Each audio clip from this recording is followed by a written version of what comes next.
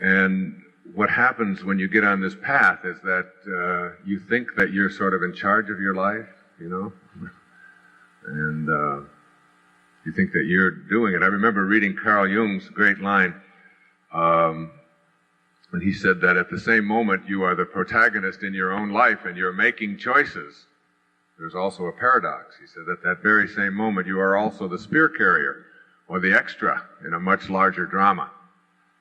And he said he put it this way, which is really the ultimate paradox: you are doomed to make choices. So there's really sort of a self-canceling statement in there. If you're making choices, then how could all the choices be made? And I talked to Ram Dass about this, and he said it's the reason for the smirk on the face of the Buddha. You know, if you can get that paradox figured out, that yes, indeed, you do have a free will and you are making choices, and they're all being made for you all at the same time. It's like living with those opposites and cleaving those, that dichotomy. It's a very powerful notion. But what happens is that you get on this path and you start moving along, and I didn't really want to take the time to face 500 empty pages again. Because I don't write books like most people do.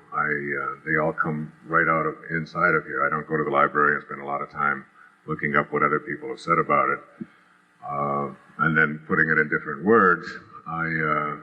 It comes out of my consciousness somehow. And it became very evident that I was to write about this thing called miracles, about creating miracles. And what I have written about and what I'm sharing with you here today is exactly what I am doing here on this stage right now. It is something that I'm going to ask you to take a real hard look at in just an hour's time or so. And that is, how can you surrender and let go and become detached from the outcome and the stuff that you seek after in your life? How can you do that and still have the things that you want come into your life? How does that paradox work? One of the things that I have learned in my own speaking is to let go of the outcome, to be unconcerned with the reaction and what's in it for me, and indeed to just surrender. And in my meditation before I speak, I always repeat the mantra endlessly over and over again, and I find myself doing this more and more in my life, and something that I urge you to do. I ask the question, how may I serve? Just, how may I serve? How may I serve? How may I serve? There are 1,000 people there. How may I serve them? It's like getting the focus off of what's in it for me and how do I look and whether I say the right thing and whether people like what I say and whether they buy things that I have or whatever. And instead, like letting all of that go. Just letting that go. And getting the focus of your life, the centeredness of your life on this business of serving. And the irony of it is that when you get to that point where you're able to do it and let go of that outcome, all of the stuff that you chased after and worked so hard for and figured you had to have back here begins to chase after you and show up in your life. And you're no longer on the treadmill. It's like a surrendering.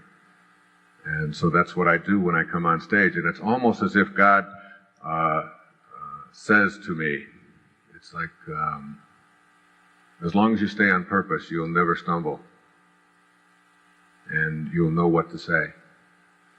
And when you get off of that, when you shift your alignment away from that, then you won't be able to do what you're doing. And the same thing happened in the writing of this Real Magic. For the first time in my life, I experienced what I have come to call automatic writing, where I left home and went off to Maui and sat down and in 8 weeks' time just produced this book without any struggle whatsoever, not one moment of struggle. And it just seemed to be there, and it seemed to flow. And I can type, like when I sit down and type a letter or a contract or anything that I might have to put out on a typewriter. I'm one of these kind of typists. I just look around. I can do it rather quickly, but I have never had the formal training in typing. But when I write at this little typewriter, I can go along and close my eyes and write at 70 and 80 words a minute when you get into that automatic. And I can't tell you how I do that. It just, and my wife will walk by where I'm writing because I rent my own little place, and she can walk by and tell when I'm writing and when I'm just resting. And she'll walk by and she'll say, the typewriter must have been smoking. You were going so fast. And it was like that for 8 weeks of time, just because I had completely let go. And I wasn't concerned with whether the editors liked it, how it came out, whether or not it was a bestseller, whether people were going to buy it, whether the reviews were going to be, nothing. It was like very, very peaceful. And it's a very peaceful place that I'm asking you to look at and get to in your own life. Just before I left for Australia a couple of weeks ago, I was on a show on CNN called Sonia Live. And Sonia and I went to school together. I mean, we've been friends forever. And we sat down to do the interview, and she said to me, Wayne Dyer, it says here that you haven't had a cold in 15 years. She said, now I've known you for a long time. She said, very frankly, I don't believe that. Well, that's Sonia. That's the way she works. That's fine. I love Sonia. And there was a time when if somebody said that to me on national television, I would say, well, wait a minute. I have to defend myself. And you get into that position of, I'm going to call my doctor right now, or whatever, and start defending yourself. And when you get to be free, you don't need to defend yourself. You know. You just have this knowing. And I said, that's all right if you don't believe it. And I said, next question. There was no anxiety about it. There was no, I don't care if millions of people are watching. It doesn't make any difference. I'm not attached to any of that. It's like, I know. I know that I don't get those things, and it's fine if you don't believe it. You don't have to. I'm not living my life for that reason. It's like being self-referred rather than object-referred. And I can do the same thing even with criticism. There was, I now get letters, when I get letters of criticism, which you do, which everyone does, and I even tell my own children over and over again when they worry about their reputation, all that, I say, forget your reputation. It's not located in you. You go out and give a talk to 1,000 people, you leave, you have 1,000 reputations. What am I going to do, follow every one of you home? Did you like me? Did you think I was all right? What did you think? Some will think great, some not. Some going to think, oh, he's got more hair than Bernie. So I'm going to say, well, maybe he shaved his head, You can't be consumed with that. I say, the only thing I tell my children is forget about your reputation because it's not located in you, and if it's not located in you, let it go. Don't be attached to that. But you can be concerned with your character, with who you are. And just be that, and get your life on purpose. Now, I must say to you, very frankly, that I wasn't always this way, particularly about criticism. Now, when I get letters of criticism from people, I send them a free book. Another one, or flowers, or I don't find myself needing to defend myself. I didn't always do that. For 10 years, after I wrote Erroneous Zones and Pulling Your Own Strings, 10 years, I used to have a form letter that I would send to anybody who wrote me a nasty letter. Then I would just sign my name at the bottom, and I got it from H.L. Mencken, who was a great satirist of the early part of this century. And he had this wonderful, and I thought, what a great idea. So I would write this letter. It said, I am sitting here in the smallest room in my house with your letter in front of me. Soon it will be behind me. And then I would sign my name. So I must not still be in the place I'd like to be because I still find that kind of funny, But I stopped doing that a few years back. So this surrendering process is really just crucial in what I'm going to ask you to do. See, I am in the process now of putting together in my own mind ideas for something I'll probably write a year or two from now. And I want to share it with you here this evening, and I haven't shared it too much in public, since I'm working on it in my own life. And it's this, like, if you really want miracles to show up in your life, you have to be able to do these three things, right? And I'm going to just sort of, there'll be three, but I'll probably get to the third one 2 minutes before I finish. But it's okay, because the first one is the toughest for people, and I'll get to that in a moment. And this three-part sort of paradigm is what I think of as the secret formula to manifesting miracles in our lives. See, I began to write about miracles not because I thought it was time to write another book, but because I couldn't stop myself from doing it. It's the only thing, real magic is the only thing that I've ever written that I don't take credit for, that I really feel was written through me. That I was a messenger in this case. And it was, and so as I talk about it around the world now, about this business of being able to create something for yourself that is truly miraculous, what I'd like you to do is to just get a picture in your own mind of what it is that would constitute a miracle for you. You know, something that you may have walked in here today not believing was possible for you to do, or in order for it to occur, it would require some kind of special divine intervention or some kind of luck or great happenstance, and all the cosmic dice would all have to flow. It's exactly right, perfectly, in order for it to occur. I'd like you to just be able to just picture what that is. And it could be anything. I mean, there might be people in here, most of us, when we finish today, will get up and walk out and go to our cars and drive home. There are some who will not walk out. There are some who've been in a wheelchair for the last whatever. And to just stand and walk would indeed constitute a miracle.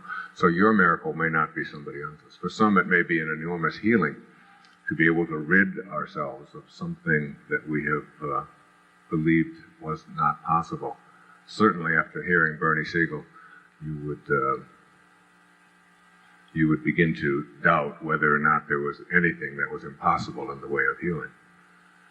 In touring with Australia, I spent the last 11 or 12 days with Deepak Chopra and Stuart Wilde. The three of us toured these cities. And Deepak's message, and he and I have teamed up on some tapes now and some writing projects and so on, gives us an indication that within each one of us is an enormous power that I'll be talking about shortly. And your miracle might involve something to do with relationships, or with manifesting prosperity, getting the right job, losing the one you got, getting the right partner, getting rid of the one you have, moving, raising your talent level, getting the right connection, whatever it may be. Just sort of get a picture of it. And the first of these three things for this paradigm for miracle making, I call banish the doubt. That's Roman numeral 1, even if you're not writing, if you're listening on tape. Banish the doubt. Most of us have been raised on doubt. Most of us have been raised to believe in what we can't accomplish. In order to be able to get to the stage of creating for ourselves this area that I call real magic, you have to get rid of the doubt that it's possible for you. And this I spend the most time on because it is the most difficult for us, because we somehow haven't got within us this knowing that we are divine, and that we are capable, and that we can create for ourselves virtually anything that we want to. You see, there's two parts to this physical journey, obviously. There's the physical part, which was handled for you in an instant, in 1 split second, 1 microsecond. 1 drop of human protoplasm collided with another, and everything you needed for this physical journey was handed to you. It's just like, and there you are, out of something, out of nothingness. Your life is what I call a parenthesis in eternity.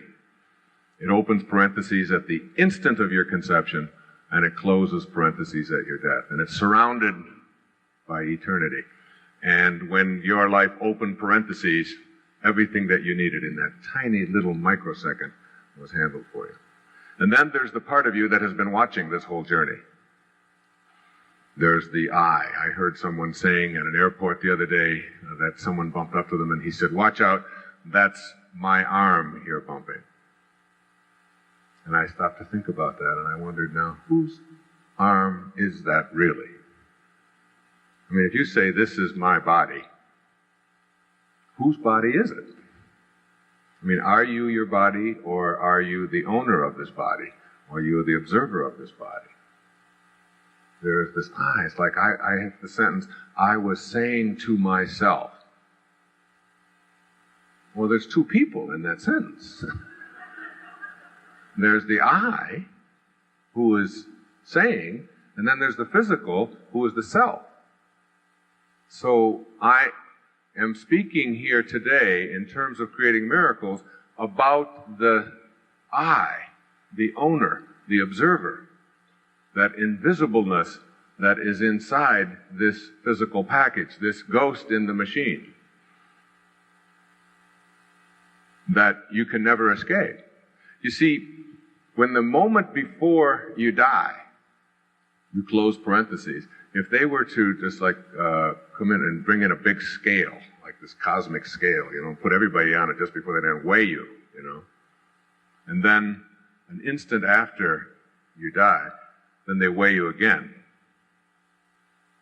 Now here's you when you're alive, and it weighs, say, 150 pounds, and here's when you're gone, and it weighs the same. It weighs 150 pounds, but it's not you. I mean, it's just something that they're going to burn, or they're going to bury. It's going to be worm food. I mean, they wouldn't treat you that way. They wouldn't burn you, would they? I mean, there's laws against that. So, who you are, I mean, what it is that constitutes your very life is weightless.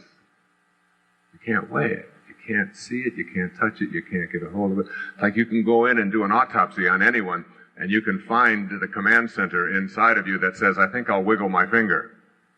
And you say, "I'm going to wiggle my finger." And you go, "Wow, where's the command center that allows that to happen?"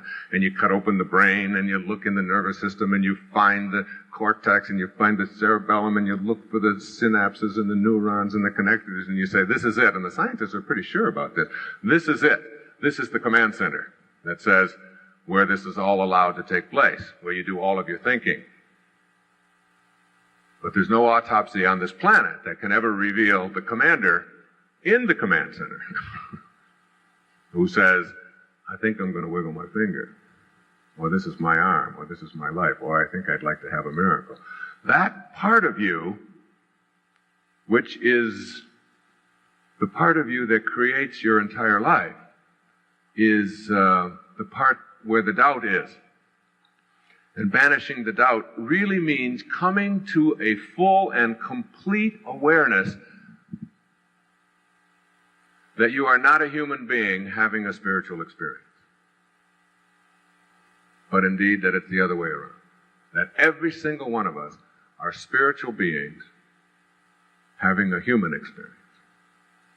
And the quality of that human experience in the physical world is dependent exclusively upon how we connect with and use that invisible part of ourselves. That part that you cannot find in an autopsy, that part that you cannot weigh, that invisibleness that is always with you, that is the observer. And you've got to get really comfortable with this observer. And you've got to understand the 7 words, I think, that were most important ever strung together came out of Proverbs in the Old Testament. As you think, so shall you be. As you think, so shall you be. Now, it doesn't say, as you be, so shall you think, even though that's how most of us run our lives. Those words are really all-out crucial, because once you get it and understand that what you think about is what expands, as you think, so shall you be, is what rules the universe. Once you know it, not just, then you start getting real careful about what you think about. Real careful. Because all of those thoughts, all of those doubts are the things that will manifest themselves into your life. Now, it's real simple matter to shift around and begin to pay attention first to the spirit, the invisible side of you, and secondly, to the physical part of you. Most of us don't do that. And it's such a simple matter. I can give you just like a real brief example of how it works. Most of us are as you be, so shall you think kinds of people. So that when things happen to us in the physical world, whatever they may be, we allow our inner world to be affected by them. And so, between my office and my home, it's a 17-mile drive that I make every day, twice a day.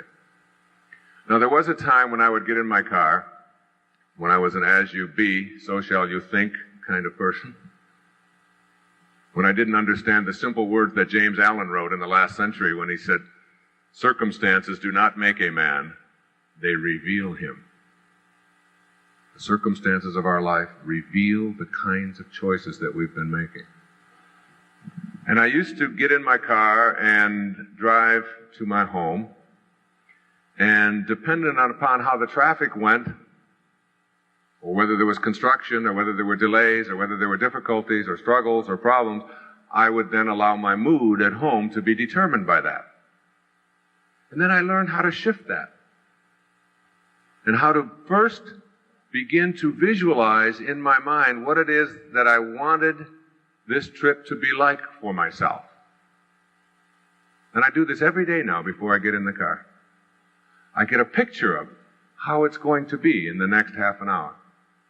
Very peaceful. It takes me about a minute and a half.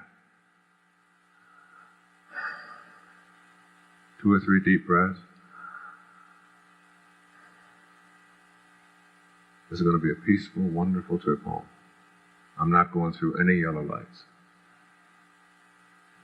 The little lady who drives that 1977 Cadillac in the left-hand lane, she's had the seat removed from her car. She sits on the floorboard and you can just see this little head sitting up there. She has signed an oath to drive around aimlessly, delay me. She's in divine order. She's exactly where she belongs. I'm going to bless her today instead of being mad at her. I'm going to understand that this is a perfect universe and that it's all in order and that I don't have to rush. And if there's construction, it's supposed to be there. There's no accidents. There's no accidents. And I'm going to take my time and I'm just going to be very peaceful all the way home. As you think, so shall you be.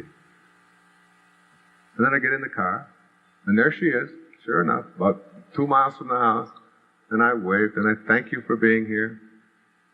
If I were to try to go around you like I used to, I would probably have a head-on collision, or there's an officer there to give me a traffic ticket or whatever. I bless you for being there.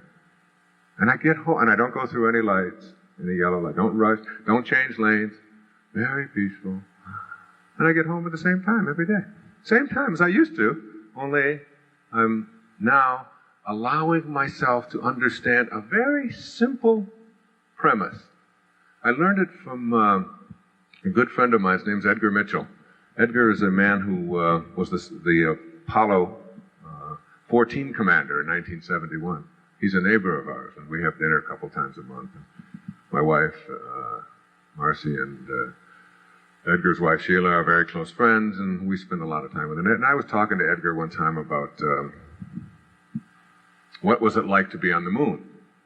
Because for me, whenever I meet anybody who's very unusual or done things that very few people have ever done, he's one of 12 human beings in the history of humanity to walk on the moon. So I want to know about what that's like. And he told me about this experience he had. He called it a satori, which is where I got the idea to write about that in Real Magic. Everything I needed just showed up for me. It always just, when I would need information about a certain area, I would be just slightly wondering where I should go in the mail. It would be there, the book would be there, the conversation would be there. It was like that's what happens when you get to this surrendering place.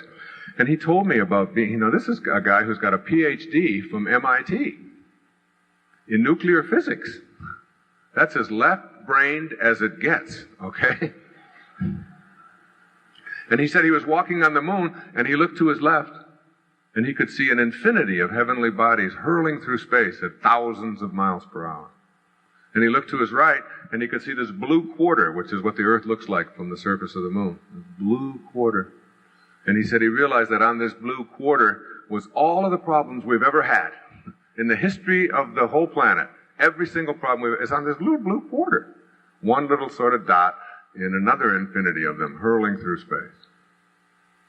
All of your struggles, all of your problems, all of your worries, everything that you're concerned about, been on, and everybody else, Genghis Khan, Attila the Hun, and Napoleon, all of them, all on this quarter. And he said he had this what they call in Zen a satori, an instant awakening. And in this instant awakening, he realized that this is an intelligent system that we're all a part of. There's an intelligence to this system. It's not some accidental fluke. And I said, Edgar, wouldn't you think that you would have been aware of that before you got in the capsule? He said, no, we had always been taught that we were to master it rather than to get in harmony with it. And he said that instant changed his life forever. And he left the space program, the Apollo program, when he came back, and he founded the Institute for Noetic Sciences and has been lecturing all around the world about the spiritual consequences of space travel and how it can really dramatically affect your life when you get out there and see that this is an intelligent system that we're all a part of. And if you know that this is an intelligent system that we're all a part of, then you know that your life is also a part of that intelligence. And that the same intelligence that flows through those planets and allows them to align and allows the galaxies to stay in place and allows us to move at thousands of miles per hour, which we're all doing right now, even though our senses tell us something different. We're all hurling through space at thousands of miles per hour. As Einstein said, it talked about relativity. It's all relative. Nietzsche had a great conundrum that'll help you to understand Einstein's theory of relativity. He said, all things being relative, what time does Munich stop at this train? That'll get you going. So this intelligence, this divine intelligence, this invisibleness, this organizing intelligence that flows through everything is also flowing through you and through everything. It's not like there's a separate intelligence for you and a separate one for me and a separate God for you and a separate God for you. It isn't like that. This is a one verse song. A one song, a universe. It's all one. And there's an intelligence about it all. And so in order to be able to banish the doubt about your capacity to manifest miracles for yourself in your life, you have to know that your life is a part of this intelligence and that it, like everything else, from the tiniest little microscopic dot to the galaxies and the cosmos, all has a purpose. There's a purpose to it all. And now when you get that and banish the doubt, you begin to realize that everything that has happened to you up until this moment, right now, is a part of that intelligence. It's all part of that. See, what you have to learn is that I read a wonderful line when I was down in Australia by an actress who was talking, and she concluded it with, she said, if you want to make God laugh, tell her your plans.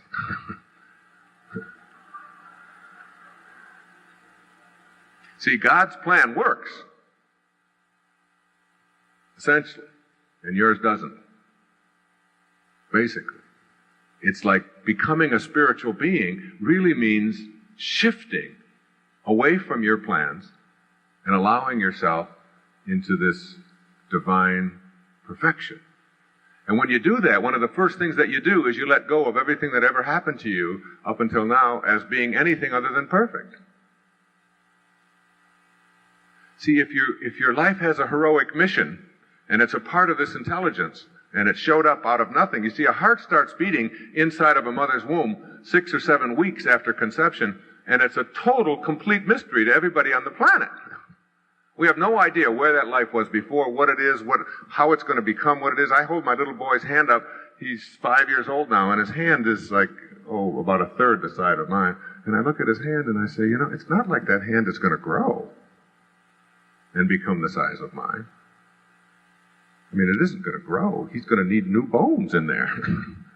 He's going to need a whole new hand, isn't he? It isn't what he's got is just going to get bigger. That has to die, and it has to be replaced and replaced and replaced and replaced. And eventually he'll have a hand like this. And it's going to come out of what? This is the 1993 model of Wayne Dyer that you're looking at here today. It's very different than the 1958 model that graduated from high school. As a matter of fact, that model in 1958 is dead. Every single cell in it is gone and died and been replaced and replaced and replaced and replaced. I don't have one cell, not one molecule left in me that was there before. You can't find any of it. It's all new. And yet here I am with some knowings that I had back then. The knowings that I have are not physical in nature, they're metaphysical, they're beyond the physical. Someone defined life with a great definition as a sexually transmitted, incurable disease.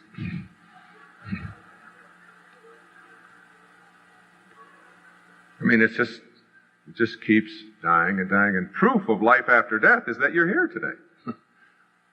So you don't need any more proof than that. The whole physical you has gone many times, and yet here you are. And why would you think that when it leaves for what you think is the last time, that life itself, this invisibleness that has no boundaries and no form, wouldn't proceed and continue?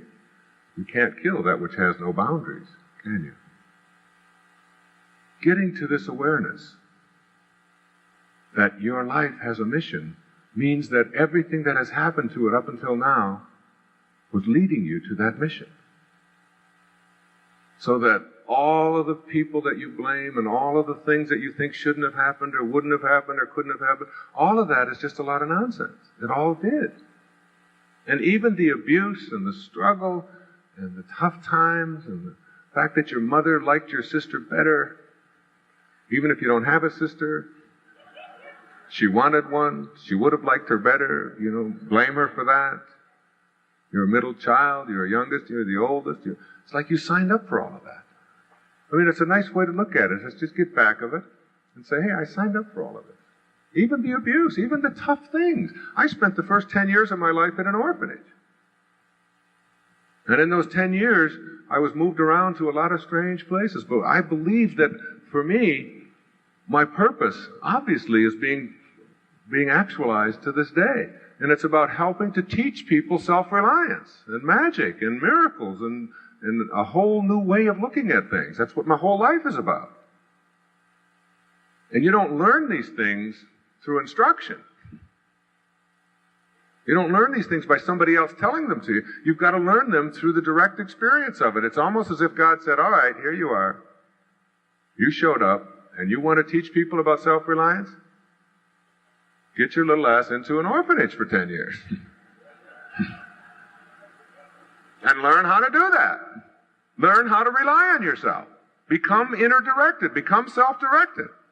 And don't complain about it, and don't whine about it, and find something beautiful in it. And that's what we do when we're children. We don't wake up when we're an orphan and when we're a child every day and say, oh my God, I'm an orphan again today. It's Wednesday. I was one yesterday, now it's tomorrow. When is this going to end? You don't do that. You wake up and you deal with what you have to deal with. And you get on with your life.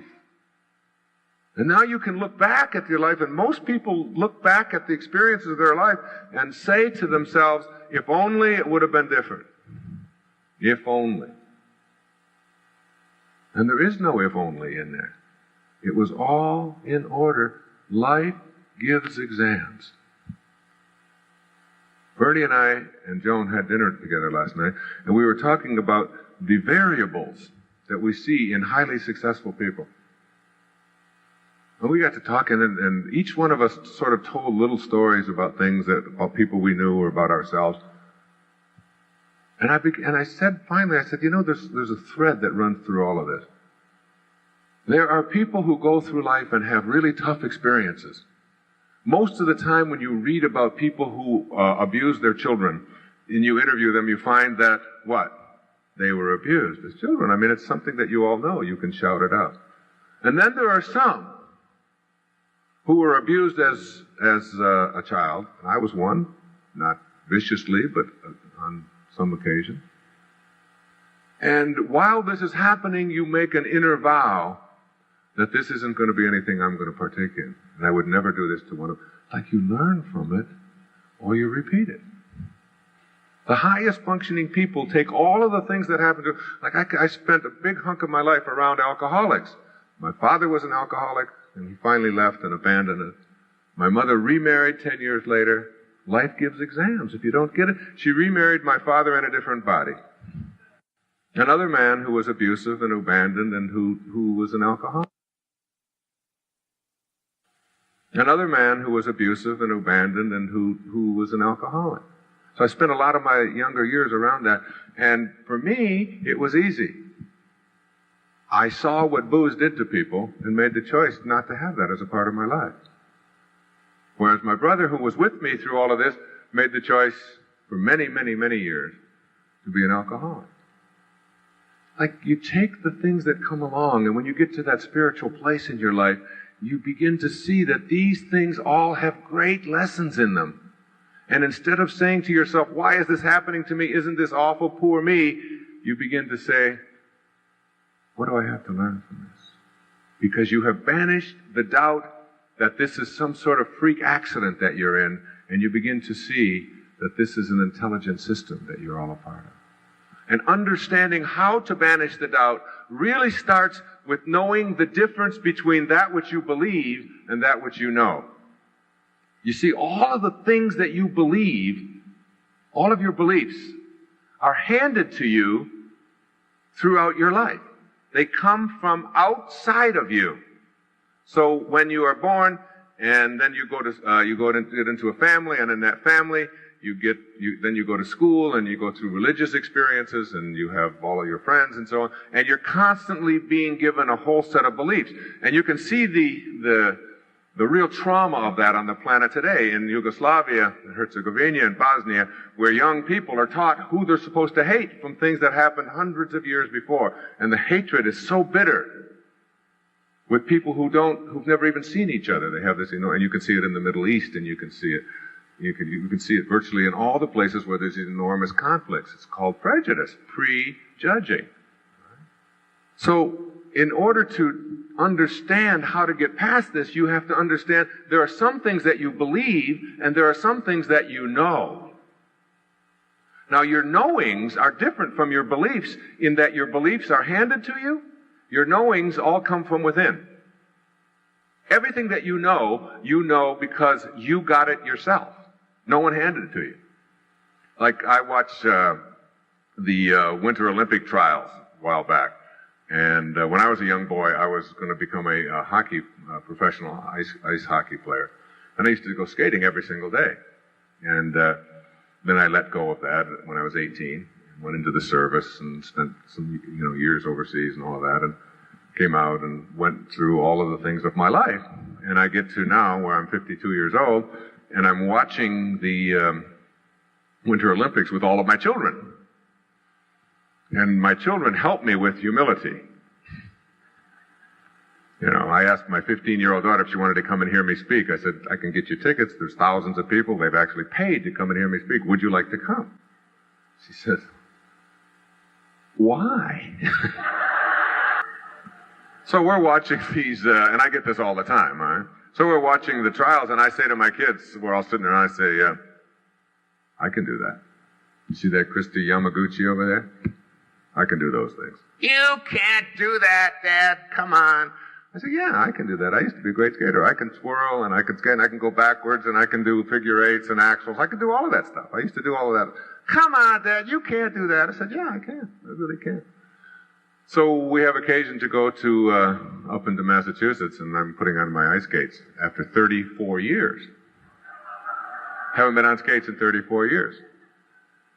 And I lace up the skates, and I'm getting ready to go out there and skate, and the kids are all like, oh, he's got to... And I go right out there, and within 15 seconds, I'm doing what I was doing 34 years ago. Skating, twirling, going backwards, doing all the things that were just second nature to me when I was growing up in Detroit, down on the Detroit River.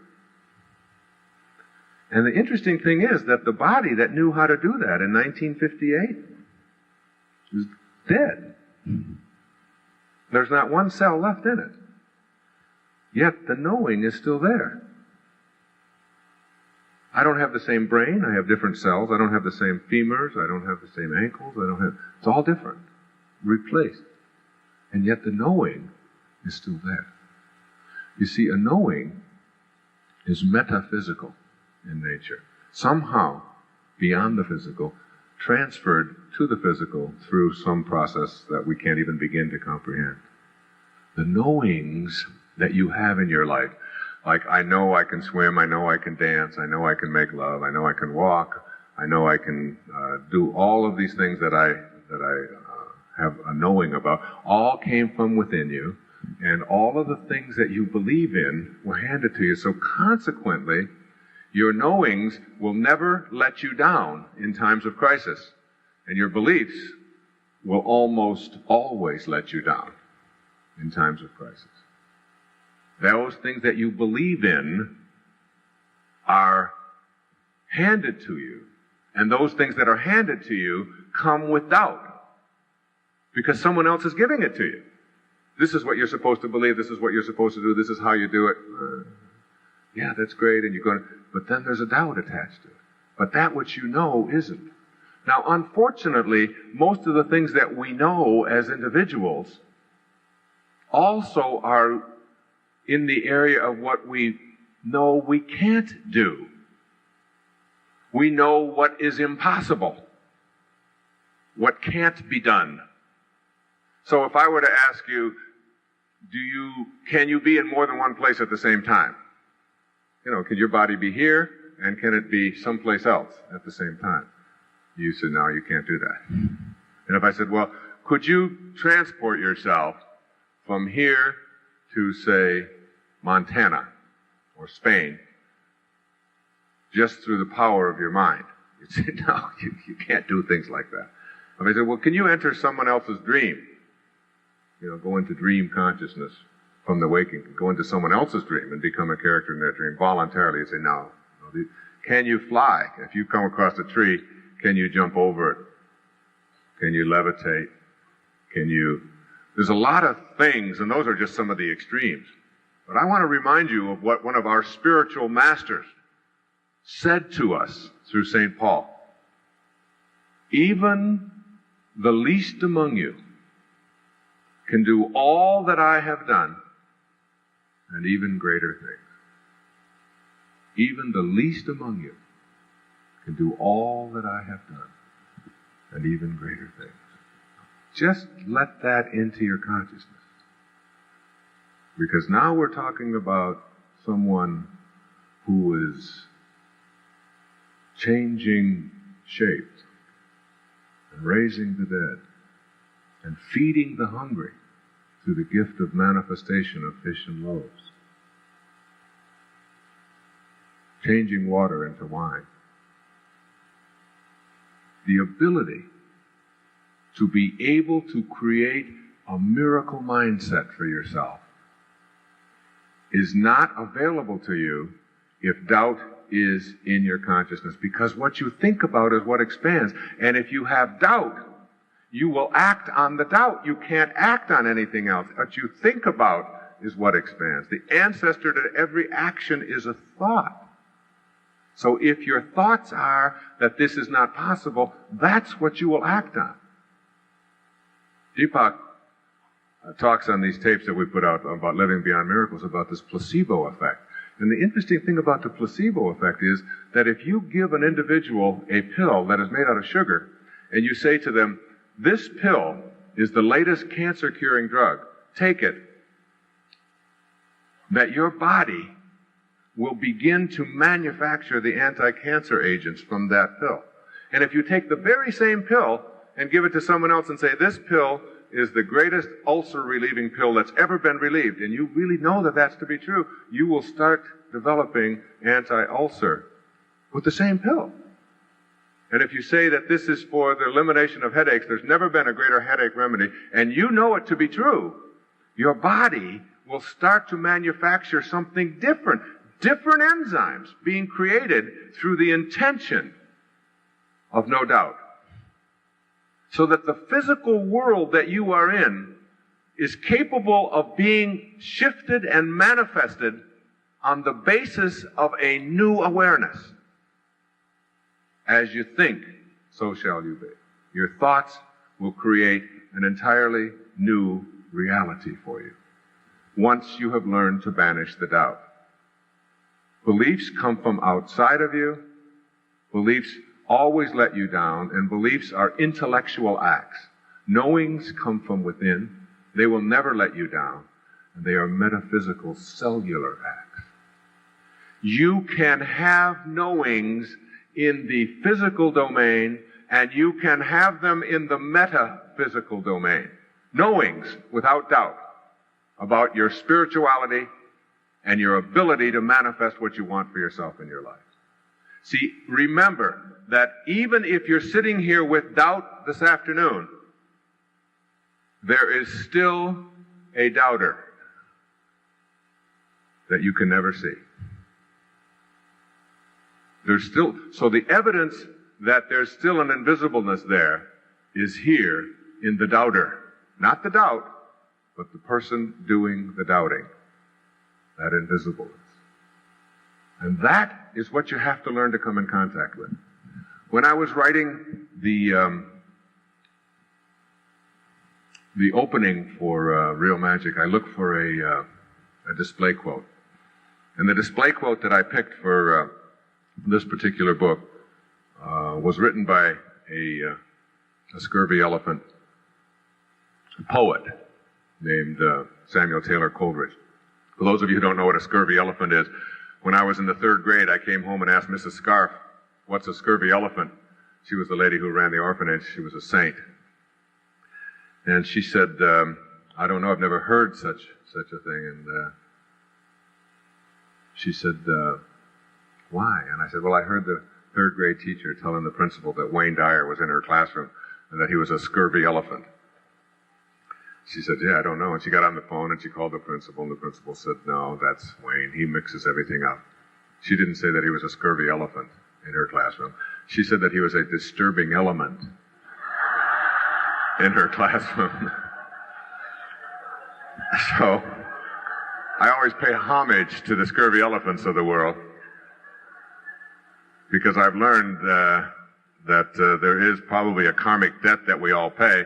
And each one of us, as we are scurvy elephants in our own life, get a couple of them in our own families later on.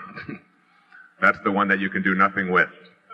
That's the one who's got a mind of their own, and no matter how much you cajole and punish and threaten and so on, they still have got their own mind. And you know after a while that you're wasting your time. You know, that like you better stop and be at peace with this person and teach them harmony and maybe step back and learn something from them. One of the great karmic lessons that I've learned is that the one that you can do the least with will make you the most proud.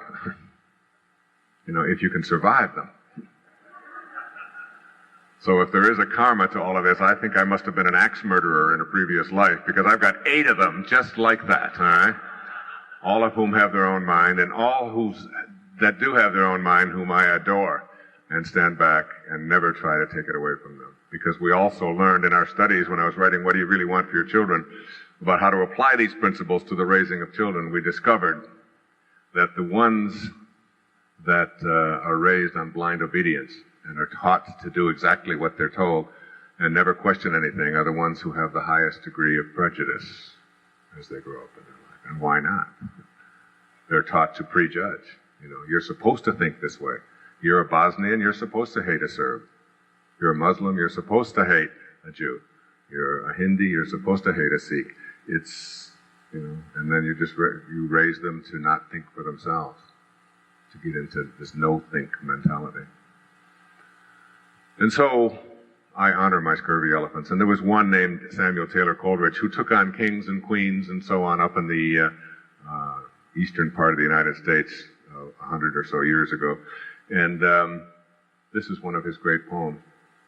And I'd like you to just, as I just say it to you, I'd like you to really banish the doubt. I'd like you to just let it in. Do what we used to have to do in poetry classes when I was studying English literature. They used to tell us that you have to have this willing suspension of disbelief. When you go to a movie theater and there's a two-dimensional screen there, and you know that this is just lights flickering on and off in a screen. It's not real. And you don't go in there and say, well, this is ridiculous. Those are just lights, and those aren't people, and look at this. I can put my hand in their face. You don't do that because you wouldn't be able to get anything out of it. So what you do is you suspend your disbelief. And you allow yourself for a couple of hours to be entertained. And then you walk out and you say, that was so phony. They didn't do this and those were. So while you're in it, so what I'd like you to do for the remainder of time that we have is just suspend that disbelief and just listen to this. This is what Coleridge said. He said, what if you slept? And what if in your sleep you dreamed? And what if in your dream you went to heaven and there picked a strange and wonderful flower? And what if, when you awoke, you held that flower in your hand? What then? I wonder how many of you know that such a thing is impossible. To bring something from dreaming consciousness into waking consciousness. And if that knowing is so pervasive that you can't allow yourself to entertain the notion that even the least among you can do all that I have done. That you have it within you. As a people, as a species, there's a collective unconsciousness in the world. One of the things that I've committed myself to talking about is a very simple thing that what we all came in here knowing today about AIDS. What do we know about AIDS? What do we know? What have we been bombarded with for the past 10 years about AIDS? If you get it, you what? You die. We all know that. You can all say it in unison. And if you took and look inside in the new technology today, you look at an atom, and they have these electron microscopes now where they can literally take an atom and they can take these, how they have these electrons and protons and croutons and neutrons and whatever they are that you had to measure when you were in junior high school, remember? You can now take those electrons, these little tiny subatomic particles that are hurling around through these massive empty spaces, and you can begin to align them. And as you align them and get them in a line, when you get to what they call a critical mass, when you get to that point, let's say whatever it is, if there's 1 billion of them in there and you get to 2 million, there's this like invisible force that is inside of this atom that all of a sudden overwhelms the atom, and all of the rest of the electrons in there automatically align. And they call this they call this a critical mass. And they call this, in quantum physics, they call this phase transition. When you hit the critical mass, all the rest of them, through this invisible force, begin to align. And quantum physics is nothing more than the study of how things behave at this subatomic level. And what we've discovered is that we're made up of these things. So that when enough of us, as a people, begin to think in certain kinds of ways, and we reach a critical mass, then all the rest of us begin to align that way. And the same kind of changes that take place in the history of humanity in one place take place all over the planet at the same time. Like slavery began to be stopped about the middle of the 19th century, not just in Africa and here, but in Asia and in Indonesia and all over the planet, because the consciousness began to shift that this was no longer something we could tolerate. And as people began to think this way, it's called the 100th monkey effect. where they will take these monkeys and they will teach them how to wash sweet potatoes over here, and all of them will watch each other doing it in what they call allelomimetic behavior, where they will mimic each other, and then when they reach the critical mass, all the rest of them are suddenly doing the same thing, and then they go over to this island over here, 200 miles away, where they haven't even had any contact with the same monkeys in the same species, and they're doing the same thing. That the spread is not a physical property, that it's an invisible property. That indeed we are all connected, but what we're connected with is not something that we can get a hold of. As Deepak always says, quantum physics is not only stranger than you think it is, it's stranger than you can think. Because indeed, what it does is it shatters the illusion of our separateness. So that if enough of us begin to believe that something is intolerable, and we really begin to act on that and think that way and create that, because collectively the same thing is true. The state of your life is nothing more than a reflection of your state of mind, and the state of the world is nothing more than a collective state of mind. It's a state of mind. We act collectively on what we think about. And so the massive changes that you've seen taking place on this planet over the past 3 or 4 years, I mean, the falling of dictatorships in the Philippines, and in Nicaragua, and in Romania and Bulgaria, the falling of the Berlin Wall, the crises were all resolved, almost all of them, without even a bullet being shed. It wasn't as if all the people who were in power suddenly got together and said, you know, we really shouldn't be treating people this way. This isn't nice. The new consciousness came about because enough of us began to align ourselves, and out of that alignment come new leaders. A poet elected to the presidency, Václav Havel, in Czechoslovakia, who was imprisoned just a decade ago for his beliefs. Lech Walesa, elected Democratic president. The Solidarity leader in Poland, elected to be the president. And all of these changes that we've seen taking place, sweeping across the country, and the dismantling of apartheid on another part of the One Song, and over here in another part, 1 million students in Tiananmen Square. You think it's an accident? It's a spiritual revolution. It comes from a new consciousness. And those changes that you're seeing taking place are so powerful, and indeed, we've got to shift that awareness in what we believe about disease and about AIDS, particularly about AIDS. And I've been talking about this now for 4 or 5 months, and I'm already beginning to see a shift. Here's Carl Simonton, and not a New Age foo-foo, but indeed a medical practitioner who back in the 60s was teaching cancer patients how to lower their remission rates through the use of visualization and imagery, and teaching them that they had within them the power to rid themselves of these diseases, that it wasn't something that you were assigned to death with. And he's being asked this question in an interview on New Dimensions Radio, and I bring it so I give it to you exact. He says, one of the things I often say is that the media can be damaging to your health. He said, if you watch or read the news, it can be very negative and hopeless, encouraging. And here's Carl Simonton's reply to the interview. He says, absolutely, we saw that with AIDS. He says, I treated my first AIDS patient way before 1981, before the symptom complex was known as AIDS, and he had gotten well. He said, the first 2 people with AIDS that I worked with got well very quickly. Yet what came out routinely in the media was a universally fatal disease, because it was more sensational, it was more dramatic, and the disservice this did to people who were afflicted with this condition was immense. Imagine that. I mean, we have been bombarded constantly with a message that we cannot do anything about this. This is a universally fatal disease. Why have we believed it? Why do we buy into that? Why would we get rid of something called hope? I mean, hope is the great healer. And if we have that, and we have this divine energy flowing through us, why would we for a second believe that we can't do anything about it? What a horrible thing for us to even begin to adopt as a people. And yet we did, and we saw the results. And now, as the consciousness is changing, we're beginning to see, I was down in Australia looking at Time magazine, and there's a sub-headline in a story about immunity to AIDS. And it says that fully 5% of the people who contact HIV will not get the AIDS virus. Will not get it. They have, and most of them were meditators. Bernie used to talk to me last night at dinner about this. He said, I used to carry around names and addresses of people who were healed from AIDS. And when anybody would say that to me, I'd say, call this person. And yet you don't hear about that. Because we have a disasterizing consciousness. We want to disasterize about it. We want to make it a catastrophe because it's more newsworthy. We've got to change our awareness around. There's no one, not one person in here ought to ever believe that anything is incurable. There have been plagues that have affected mankind since the beginning, and we will here. We always will. Because the divineness that is in each one of us has no doubt. Look, if I have a simple tulip bulb in my hand, and I ask you to look at it and say, what is it? You'd say, well, it's just a grungy mass of biological matter.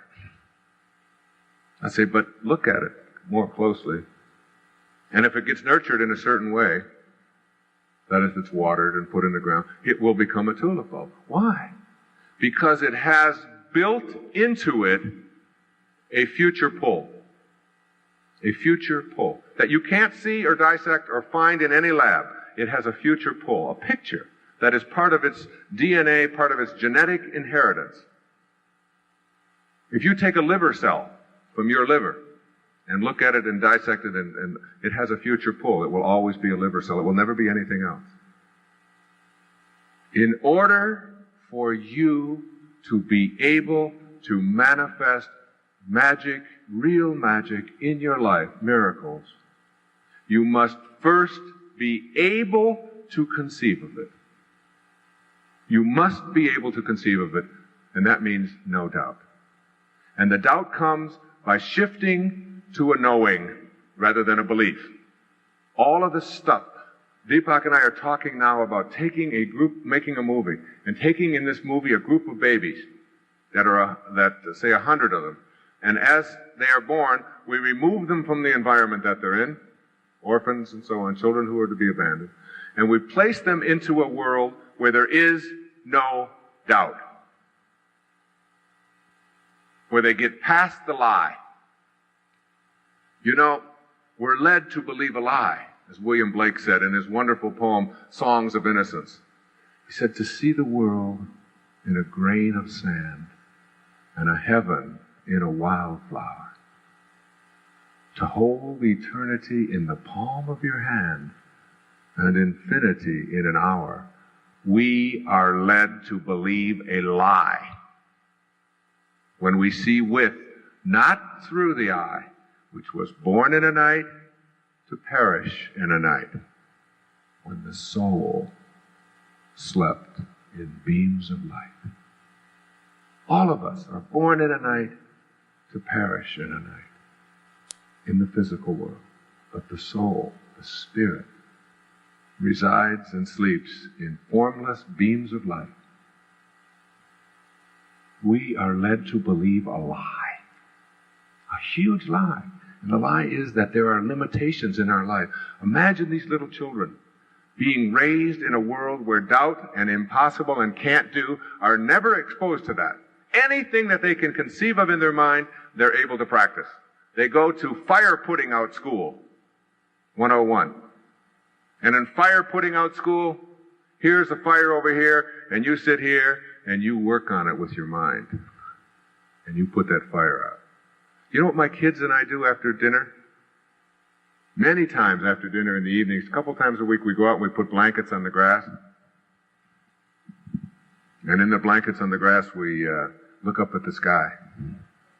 And we kids say, I'm going to make clouds. Who wants to make clouds? I want to make clouds, Daddy. I want to make clouds. I'm going to make a rabbit. My kids, all the people in the neighborhood think that my kids are neurotic.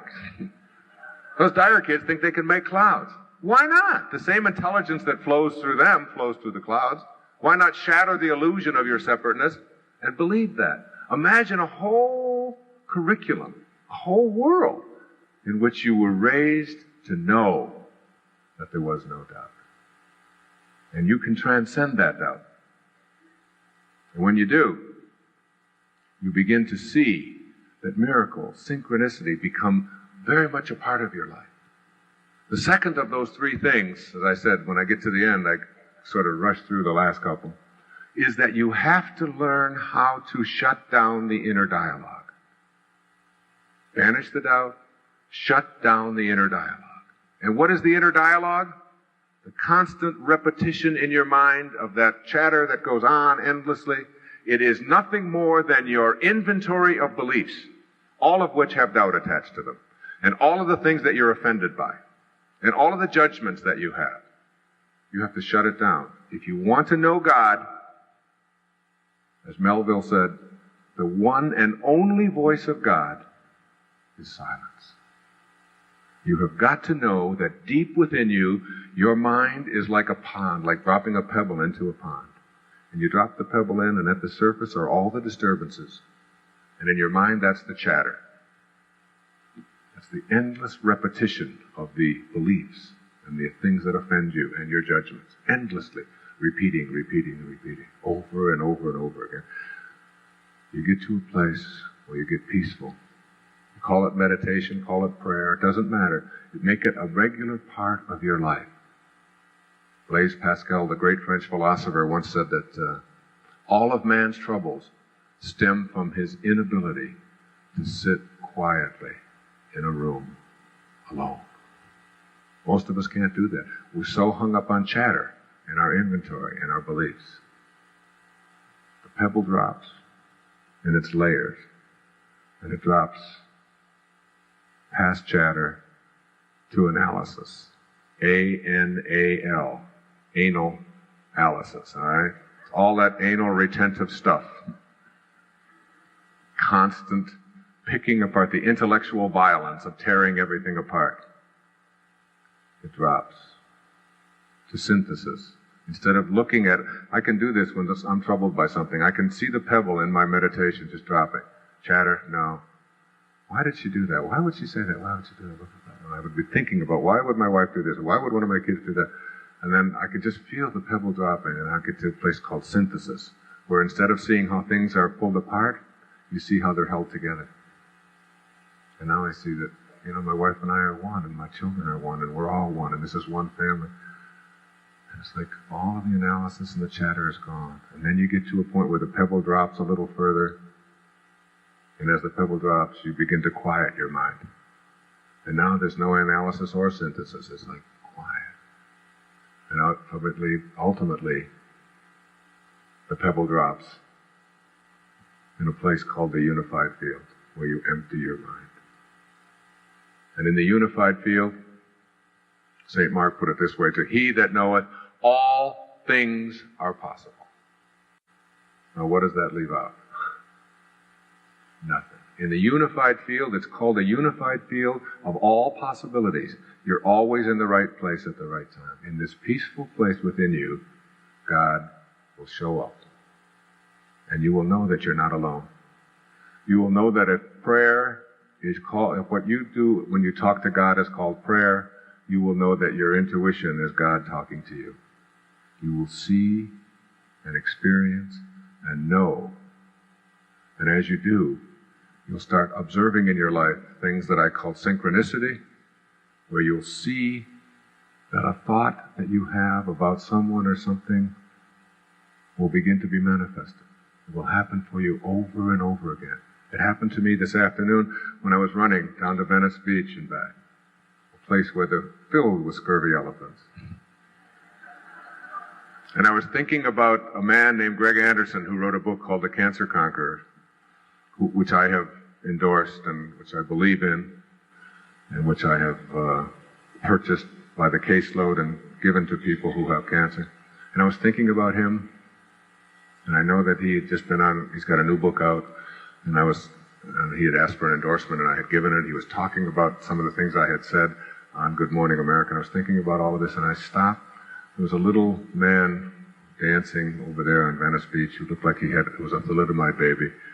And he had like fingers growing out of his shoulders, and he was dancing there for money. And I stopped running, and I reached into my pocket to give him something and to say hello to him and to remind myself that the same spirit is in him that is in me, that he's not his form. It's, to me, those people and all of those people who are in those things called disabilities are really wonderful reminders that our form is nothing more than our curriculum to God. And there's the fullness of God is in him and me, and I remind myself to to stop and share. And he was so grateful. And this woman said she had been chasing me, her and her husband had been chasing. She was all out of breath. She said, and you stopped. And I never stop when I'm running. But I did this time. And she started talking to me, and she said, I just wanted to thank you for my brother. My brother is Greg Anderson, and he was yesterday on the Good Morning America show talking about his new book and you. And it's like that had been in my mind. And there was the sister manifested right there for me this afternoon. Those things become a regular part of your consciousness when you get to the unified field. You'll be thinking about your sister, and all of a sudden, she will call, and you haven't talked to her in 5 years. You'll find yourself having these experiences, meditating your way through a tennis match. One time I was meditating my way through a tennis match, and I went for a ball that everyone said was impossible to get, and for sure I couldn't have gotten to it. It was hit so hard, and I just took off. And I was in that zone. I was in what they call flow, where you just get to this ecstasy place, which meditation gives you. And I just took off and left my body, it seemed like, and reached out and hit that ball and hit it back for a winner. And everyone turned around and said, what happened? How could you could never have gotten to that ball? I said, you're not going to believe this, but the ball waited in midair for me to get there. You see, you laugh, and it means that there's still doubt there. If I tell that same story to a group full of quantum physicists, there's not a snicker. They say, of course. Because the mind is capable of anything. All things are possible, even moving mountains in the unified field. When you get to that place where you've shut down the inner dialogue and banished the doubt, you'll begin to experience these miracles that you visualized earlier and conceived of. And finally, the third thing, and the thing I'm going to write my next book about, is called conquering the ego, or slaying your self-importance. And slaying your self-importance is really about understanding that the ego part of you is nothing more than the action of your beliefs in your physical world. He's better than me, she's better than me, they offend me, this is wrong, I don't like what they're doing, I have to be better than somebody else, we're number one. It's the endless repetition of your self-importance being put out there which interferes with your ability to be on purpose. You see, if your life is on purpose, and it is an intelligent universe that we're all a part of, it means that when you come in with nothing, and you leave with nothing. So if you can have nothing while you're here, the measure of your life is not in your duration, but in its donation. How you measure, the only thing you can do with your life is give it away. That's all you can do, is give it away. To be on purpose, you have shifted off of your own self-importance, whether you're a salesman, whether you're a cab driver, whether you're a parent. The perfect metaphor for what we're here for is a nursing mother, giving of herself and her body freely, asking nothing in return. Asking nothing in return. Just giving. And when you do that in your business, and you shift your awareness off of what's in it for me, and you get off of your ego, and say, how may I reach, how may I help you, how may I serve, and let go of all the things that offend you. The wonderful concluding story that I have is of Carlos Castaneda tells in The Power of Silence. And he is walking with his student. Carlos is his student. Don Juan is the teacher. And he has been studying with him for years to become inaugural, a spiritual master who can do all of those things I earlier alluded to that are impossible. Changing shape, being in more than one place at one time, moving about the planet through consciousness. All things you'll begin to see more and more of as we change from a doubting philosophy to a knowing philosophy. And they're in the mountains of northern Mexico, and suddenly they look around and there's a jaguar over there to the left. And this jaguar is chasing them, and Don Juan says to his student, you see that jaguar? He's going to eat you. He wants you for dinner. And when he catches up with us, he will eat you and not me. And he says, but how can you be so sure? He said, because I know when he gets here that I can leave. And you believe you can't. And for 3 days, they are chased by this jaguar, and he has this enormous fear, and just when he thinks he's escaped, he looks and it's a little closer. And imagine yourself in the position as you sit here, of having an animal that has much more speed and alacrity and who can read your thoughts, being this far away, and imagine yourself being eaten by this thing, to know his level of fear. And finally, after 3 days, he manages to escape. And they get to this cliff, and they sit on the top of the cliff, and Don Juan says to Carlos, he says, tell me, he said, during the 3 days that you were being chased by the jaguar, he said, were you offended by the jaguar? He said, no. He said, I wasn't offended. He was just a jaguar doing what he's doing. I just wanted to get out of his way and get on with my life. He said, that's how you have to learn to treat the onslaughts of all of your fellow human beings. You have to understand that they are on their path, doing what they're doing, not be offended and get out of their way and stay on purpose. Or as Thoreau put it, you have to learn to advance confidently in the direction of your own dreams and endeavor to live the life which you have imagined. And when you do, you will meet with a success unexpected in common hours. It will chase after you when you get on purpose. Your miracle that I ask you to conceive of will arrive in your life and more. I promise. It's happened for me. It's happened with my family. And I give a lot of examples in Real Magic. When you banish the doubt, shut down that inner dialogue and get peaceful and surrender. And get rid of your self-importance. Because, my friends, when you learn to trust in yourself, what you're doing is you're learning to trust in the very wisdom that created you. God bless you, and thank you. Thank you.